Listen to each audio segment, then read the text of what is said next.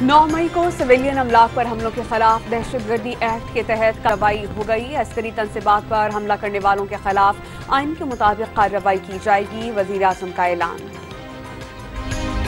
इमरान खान ने मुखालफीन के खिलाफ नफरतें फैलाई। इख्तदार में आते ही सियासी मुखालफीन के खिलाफ झूठे मुकदमात बनाए। वजीर दाखिला ने इमरान खान को मकाफात अमल का शिकार करार दे दिया। कराची में मुंतखब बल्दियाती नुमाइंदे कल हलफ उठाएंगे। पाकिस्तान तहरीक इंसाफ के 43 यूसी चेयरमैन पार्टी से राबते में नहीं, हलफ मुअम्मा बन गया।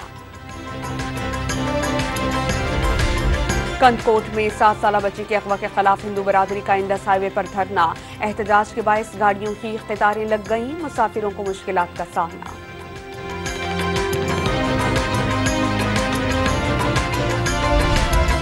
घोटकी पुलिस के शराब की भट्टियों पर छापे। एक मुलजिम गिरफ्तार। कच्ची शराब और चरस बरामद। भट्टियों को मिसमार कर दिया गया। और सलाला में जूनियर एशिया हॉकी कप से पहले पाकिस्तान की प्रैक्टिस मैचेस की कामयाबियां। मेजबान ओमान और कोरिया को मात दे दी। कौमी टीम पहला मैच 23 मई को चाइनीज ताइपे के खिलाफ खेलेगी।